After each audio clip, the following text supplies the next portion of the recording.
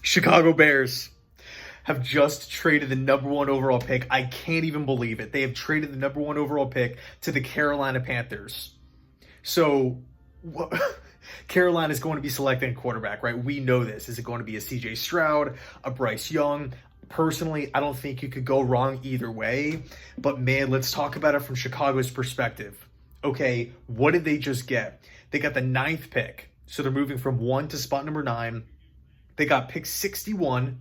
They got a first-round pick in 2024, a second-round pick in 2025, and wide receiver DJ Moore. From the Bears' perspective, I love this. Let's talk about the player first, DJ Moore. You're getting a guy who's going to step into the building and be the team's best wide receiver immediately. That is huge. They're investing in Justin Fields. I love that. They're really, say what you want about the acquisition of Chase Claypool last season. I do think it's going to help to have him in, for a full training camp, a full preseason and everything like that, a full offseason program rather, that he can build that chemistry with Justin Fields. It's hard for a young wide receiver to get traded to a new team and try to build great chemistry, great continuity with a young quarterback who's also trying to find his way. And by the way, it was Justin Fields' first year in the Getsy offense.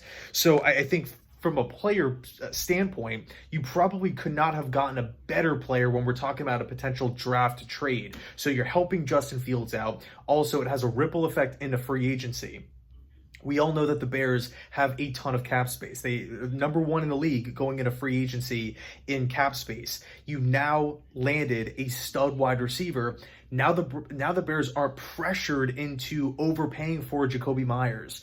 They're not pressured into overpaying for an Allen Lazard, where you're going to have to compete with other teams. No, you solidified the wide receiver position. Again, you have Chase Claypool on the roster. I'm a big fan of Mooney. Alone is going to have a massive impact on the team moving forward in a positive way.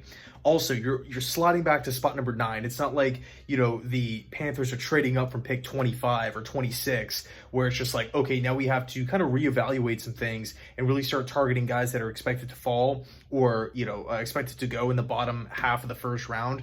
You're still in the top 10. You can go select an edge rusher if you really want one, right? You can target numerous positions, and now that you have DJ Moore on the roster, now it just frees you up. You're not pressured into taking a wide receiver at spot number 9. You're essentially taking a position of need and crossing it off the list. And keep in mind, this is before free agency. So if they want to go spend money on the D-line, now you can go do. The bottom line is this: the Chicago Bears now have more leash to do whatever they want with the 9th overall pick, because the cap space is amazing and because they landed more. They got a pick 61, awesome. They really have to start really loading the team up with depth. They got a future first, a future second. I know the future second isn't going to be happening anytime soon, but it's just an extra high pick in your back pocket. Once 2025 rolls around, the Bears fans are going to be like, hey, thank God we got this pick. This is awesome. So from the Bears' perspective, I absolutely love it.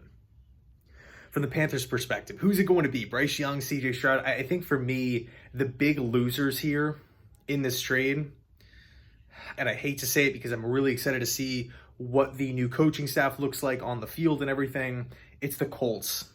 I think the big losers here are the Colts, unfortunately. I wish it wasn't that way. I wish there wasn't a loser, but to me, it's like Carolina's moving up to 1. They're going to go select a QB. Houston Texans, the rival of the Colts, they're going to select the other one. Whether it's Young, whether it's whoever it's going to be. 2 quarterbacks will be off the board. Then the 3rd overall pick is up. It's the Arizona Cardinals. There's been rumors that they could potentially move back. Say a team like the Raiders, whoever it is, somebody else falls in love with the Will Levis. Everybody in the NFL knows that the Colts need a quarterback.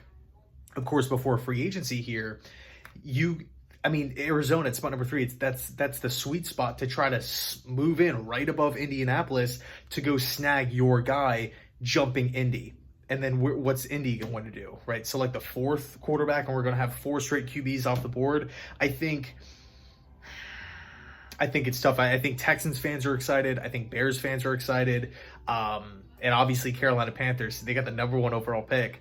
Last time they had that, it was Cam Newton. So we'll see how this whole thing plays out. But crazy news here. Let me know your thoughts down below in the comment section. Thanks so much. And as always, go Jets.